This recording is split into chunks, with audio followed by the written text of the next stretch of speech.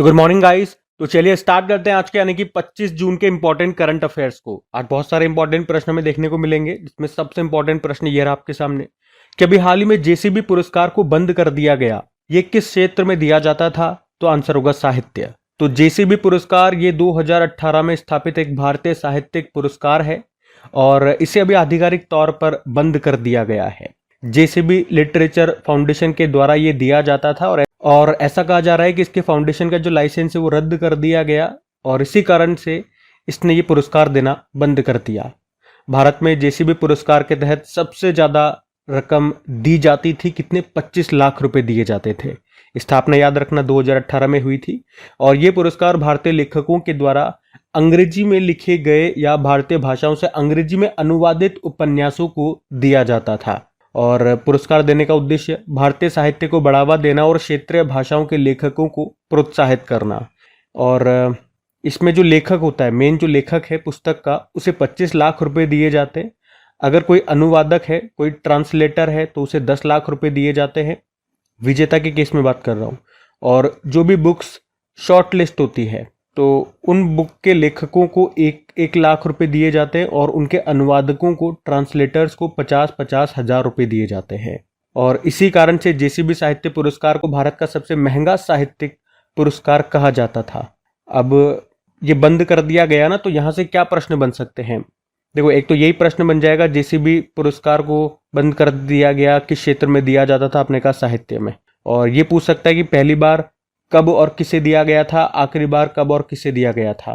तो पहली बार याद रखना 2018 में दिया गया था। किसे?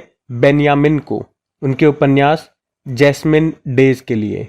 और इस उपन्यास को एक्चुअली में मलयालम भाषा का एक उपन्यास था, उसे अनुवादित किया गया था अंग्रेजी में। किसने अनुवादित किया था? शहनाज हबीब ने। और जो सबसे आखिरी वाला था अभी 2024 में जो लास्ट दिया गया था, 7वां संस्करण था, वो दिया गया था उपमन्यु चटर्जी को, उनके उपन्यास Lorenzo research for the meaning of life. तो पहला वाला और आखिरी वाला दोनों मैंने आपको बता दिए, दोनों याद रखना, क्योंकि अब 2025 से तो देना ही बंद कर दिया। तो पहला और आखिरी आप याद रख लो, ठीक है? इंपॉर्टेंट प्रश्न मार्क करना इसको। हम अगले प्रश्न की ओर बढ़ते हैं। फिर अगले में पूछ रहे हैं, अभी हाल ही में ललित उपाध्याय ने अंतरराष्ट्रीय खेल से संन्यास ले लिया, उनका संबंध किस खेल से है? तो आंसर होगा हॉकी। तो भारत के सबसे बेहतरीन फॉरवर्ड प्लेयर और 2 बार के ओलंपिक पदक विजेता ललित उपाध्याय ने अभी अंतरराष्ट्रीय हॉकी से संन्यास ले लिया है। आपको याद होगा, हमारी पुरुष हॉकी टीम ने जब टोक्यो ओलंपिक 2020 और पेरिस ओलंपिक 2024 में ब्रोंज मेडल जीता था, तो उस टीम के ये हिस्सा थे। इसके अलावा 2016 और 2018 में एशियाई चैंपियनशिप ट्रॉफी में गोल्ड जीता इन्होंने। 2017 में एशिया कप में भी गोल्ड जीता था, तो उस टीम का भी ये हिस्सा थे।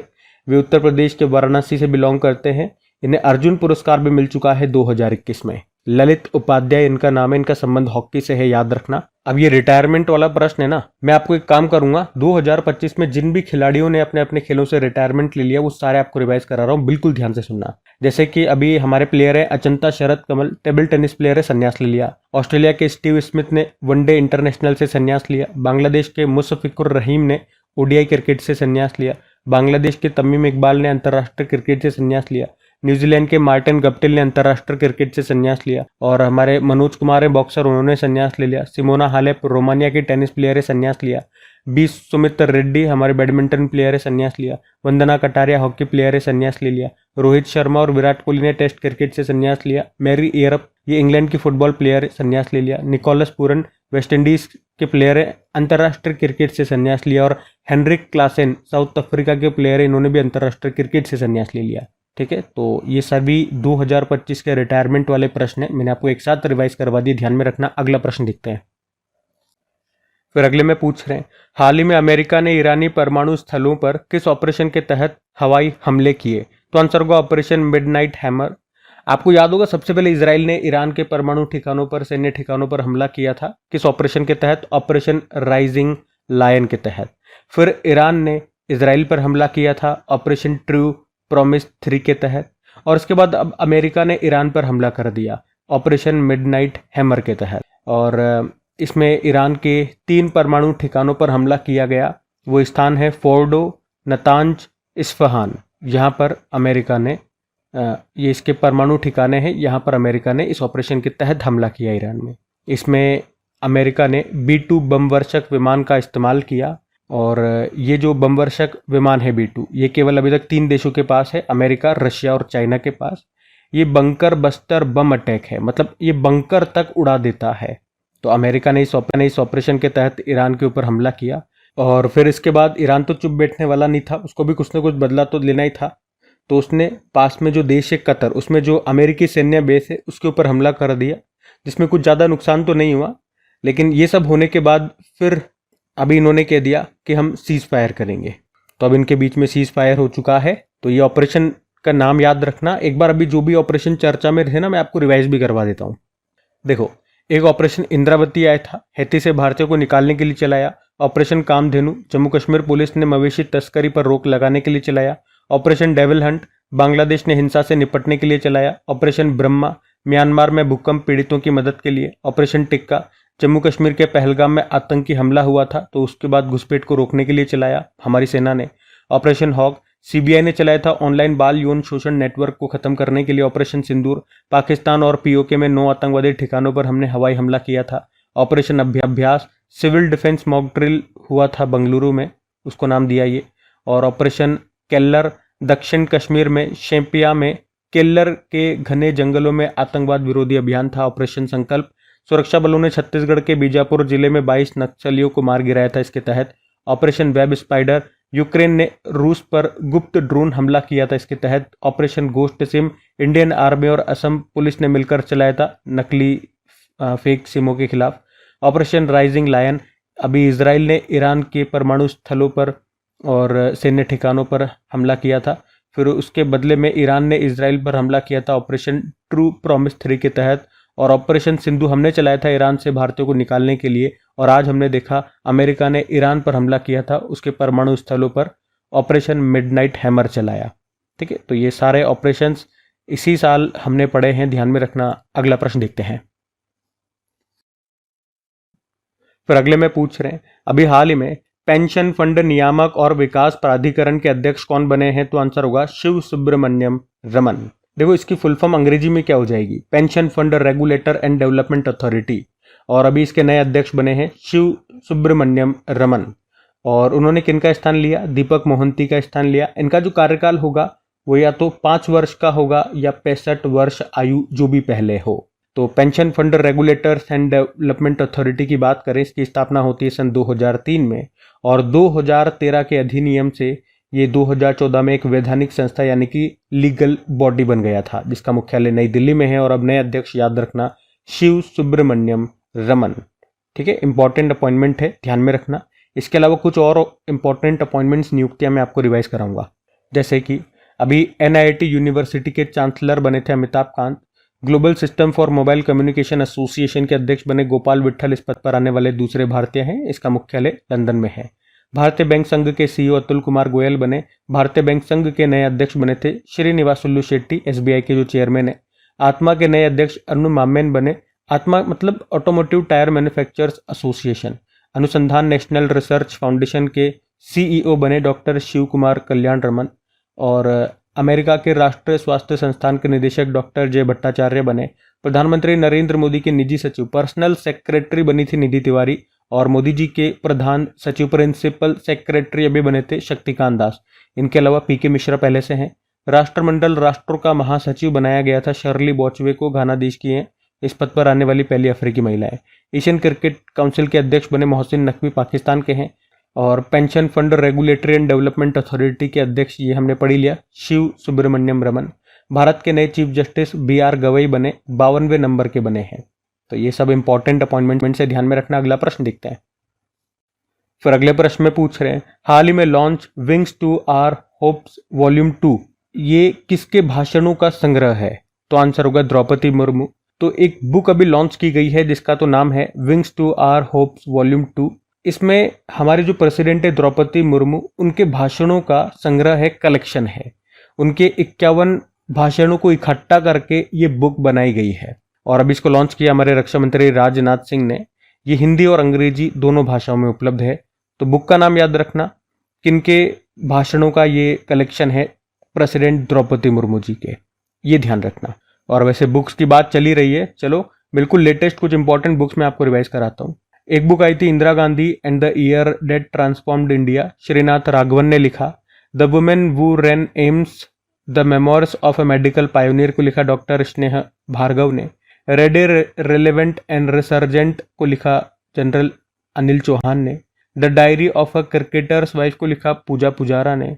Kashmir insurgency deconstructing the state response revisiting 1989 to 90, इसको लिखा योगिंदर कंधारी ने। मोदीज नीति शास्त्र द वर्ल्ड्स हिज ऑयस्टर को लिखा आदिश अग्रवाल ने। और डिफरेंट स्ट्रोक्स 1998 टू 2014 को लिखा ए.के. भट्टाचार्य ने। वुमेन लाइफ फ्रीडम इसको लिखा चौरा मकरमी ने। और मैं बूंद स्वयं खुद सागर हूं को लिखा आशुतोष अग्निहोत्री ने। ठीक है, आप देख रहे होंगे बिल्कुल लेटेस्ट वाली मैंने आपको ये रिवाइज कराई है, ध्यान में रखना। अगला प्रश्न देखते हैं। फिर अगले में पूछ रहे हैं हाल ही में जारी वैश्विक शांति सूचकांक 2025 में भारत की रैंक क्या है, तो आंसर होगा 115। यहाँ हम बात कर रहे हैं ग्लोबल पीस इंडेक्स 2000, इस बार इसका ये 19वां संस्करण था, जारी किया institute of economic and peace ने। और इसमें भारत 115वें स्थान पे है। 163 देशों में से भारत को 115वां स्थान मिला है।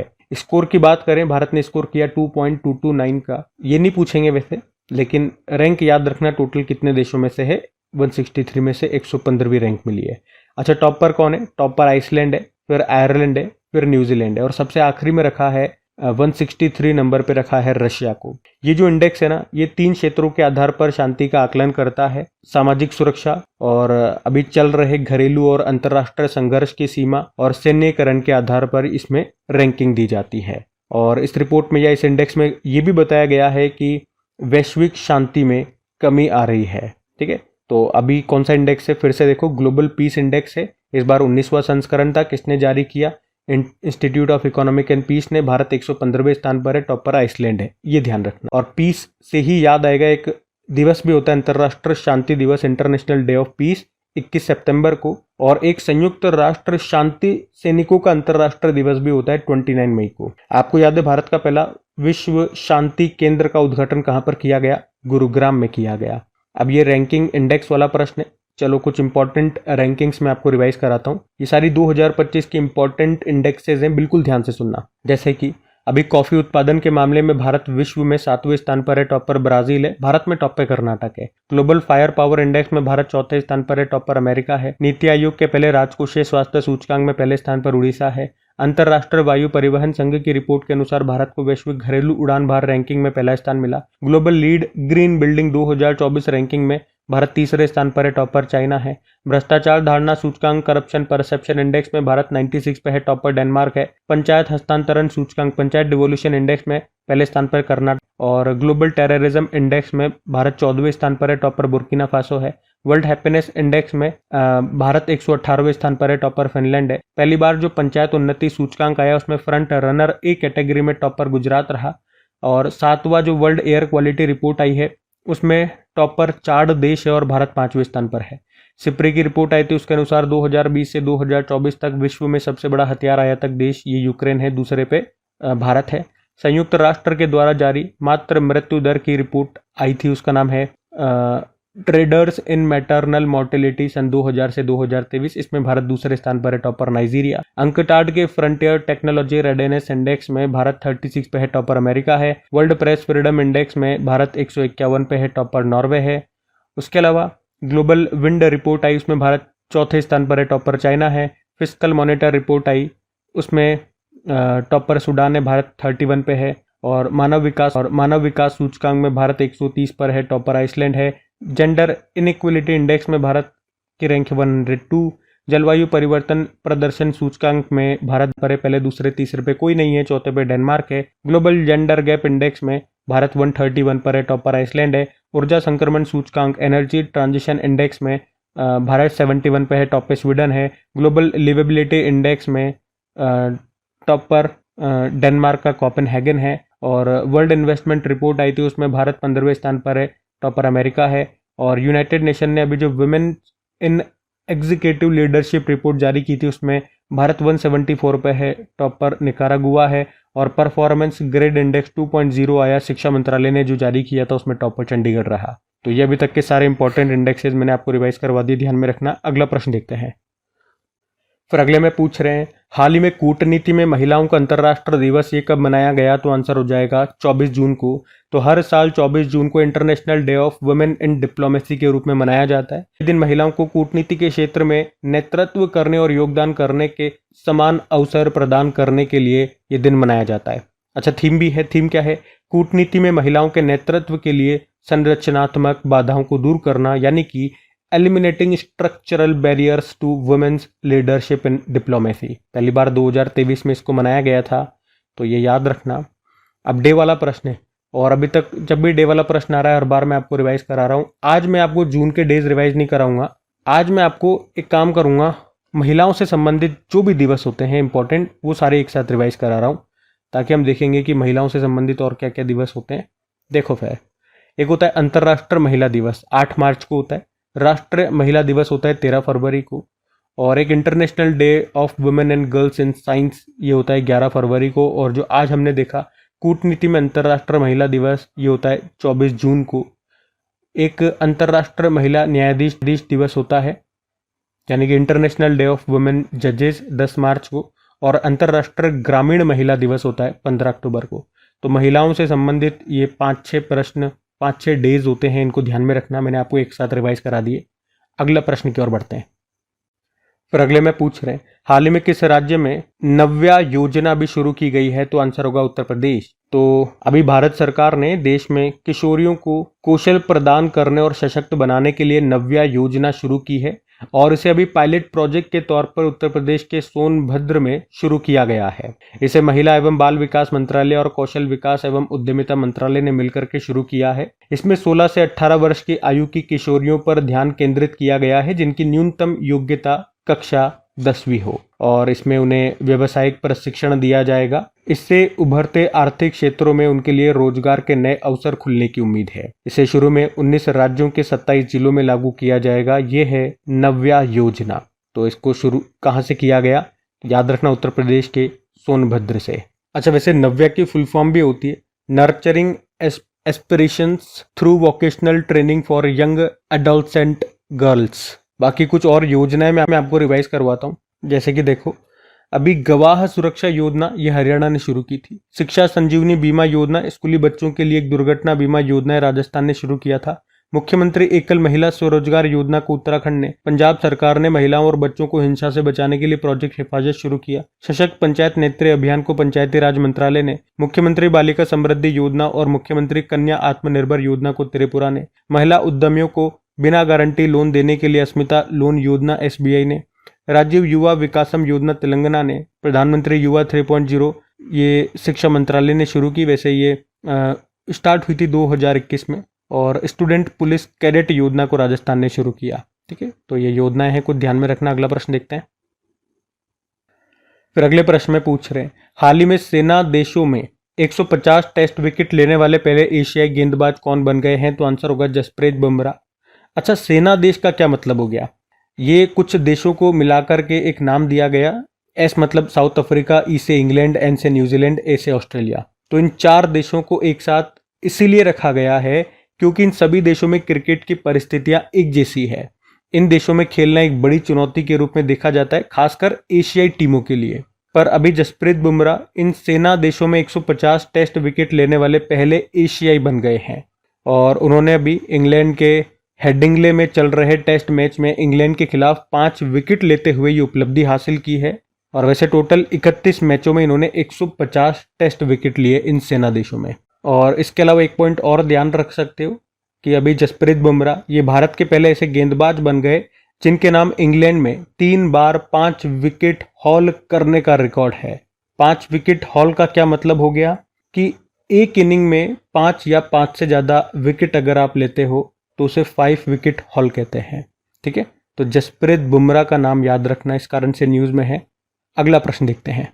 अच्छा चलो, आप मुझे ये बताओ, अभी जसप्रीत बुमराह को 2 कंपनियों ने अपना ब्रांड एम्बेसडर बनाया था, तो बताओ किस किस कंपनी के ब्रांड एम्बेसडर बने थे? कई बार हमने रिवाइज करा है, आप बताओ। हम अगले प्रश्न की ओर देखते हैं। फिर अगले में पूछ रहे हैं हाल ही में भारत ने थाईलैंड एशियाई पैरा बैडमिंटन चैंपियनशिप में कुल कितने पदक जीते? तो आंसर होगा 27 मेडल। यहाँ हम बात कर रहे हैं एशिया पैरा बैडमिंटन चैंपियनशिप 2025 की, जो अभी 17 जून से लेकर 22 जून तक हुआ। कहाँ पे? थाईलैंड में हुआ। इसमें भारत ने टोटल 27 मेडल जीते हैं, जिसमें से 4 गोल्ड हैं, 10 सिल्वर हैं और 13 ब्रोंज हैं। जो 4 गोल्ड है ना, उसमें से आप देखोगे 3 गोल्ड नितेश कुमार ने जीते हैं, एक तो सिंगल्स कैटेगरी में और 2 मिक्स्ड इवेंट में। मतलब किसी के साथ मिलकर के जो इवेंट होता है उसमें 2 गोल्ड और एक खुद सिंगल ने जीते हैं। तो 3 गोल्ड तो ये अकेले लेकर के आके, बाकी 1 गोल्ड मनीषा रामदास ने जीता है। तो ये प्रश्न आपसे पूछा जा सकता है अलग से कि नितेश कुमार का संबंध किससे है? तो पैरा बैडमिंटन प्लेयर है, याद रखना। और अभी ये एशियाई पैरा बैडमिंटन चैंपियनशिप कहाँ पे हुआ था? थाईलैंड में हुआ था, जिसमें भारत ने टोटल 27 मेडल जीते। ठीक है, तो ये ध्यान रखना। बाकी ये थी आज की हमारी करंट अफेयर्स की क्लास। कमेंट करके जरूर बताइएगा सेशन आपको कैसा लगा, अच्छा लगा तो प्लीज वीडियो को सपोर्ट जरूर कीजिएगा, इसे अपने दोस्तों के साथ में स्टडी ग्रुप में शेयर करके। वीडियो को अगर आपने अभी तक लाइक नहीं किया तो लाइक जरूर कीजिएगा। बाकी डेली इनकी क्विज बना दी जाती है आपके क्रिक एग्जाम एप्लीकेशन पे, तो क्विज लगाइए, प्रैक्टिस करते रहिए ताकि एग्जाम टाइम पे इन क्वेश्चंस को आप भूलो नहीं। और पीडीएफ आपको मिल जाती है टेलीग्राम चैनल पे। एप्लीकेशन और टेलीग्राम दोनों का लिंक नीचे डिस्क्रिप्शन बॉक्स में गिवन है। एप्लीकेशन को डायरेक्ट आप गूगल प्ले स्टोर से भी इंस्टॉल कर सकते हैं। बाकी चलो अभी कल के करंट अफेयर्स का हम क्विक रिविजन कर लेते हैं और सेशन एंड करते हैं। तो कल पहला प्रश्न पूछा था किस राज्य ने देश की पहली योग नीति की घोषणा की? तो आंसर होगा उत्तराखंड। फिर पूछा संयुक्त राष्ट्र लोक सेवा दिवस ये मनाया गया 23 जून को। एक बुक आई थी वुमेन लाइफ फ्रीडम, इसको लिखा है चौरा मकरमी ने। और अरालम वाइल्ड लाइफ सेंचुरी जो कि भारत की पहली बटरफ्लाई सेंचुरी बनी है, ये कहाँ पर है? केरल में। और 2025 विश्व पैरा एथलेटिक्स चैंपियनशिप का शुभंकर क्या है? विराज। और भारत की पहली वाणिज्यिक हाइड्रोजन बस ये कहाँ पर शुरू की गई? लद्दाख में। केंद्रीय पर्यावरण मंत्री ने घड़ियाल प्रजाति संरक्षण कार्यक्रम कहां पर शुरू किया? उत्तर प्रदेश। और अभी मोदी जी ने 12 पुत्र ऐतिह्य ग्राम योजना कहां शुरू की? उड़ीसा। भारत की पहली स्वदेशी 5G फिक्स्ड वायरलेस सेवा ये किसके द्वारा लॉन्च की गई? BSNL। और आखिरी प्रश्न था मैं बूंद स्वयं खुद सागर हूं, इस बुक को लिखा है आशुतोष अग्निहोत्री ने। चलो कल का भी होमवर्क प्रश्न देखते हैं और सेशन एंड करते हैं। तो कल आपसे पूछा था अनुसूचित जातियों के आरक्षण में उपवर्गीकरण करने वाला पहला राज्य कौन सा बन गया? तो आंसर होगा तेलंगाना। आप सभी ने प्रश्न का बिल्कुल सही उत्तर दिया। अब ये रहा आज का आपका होमवर्क प्रश्न।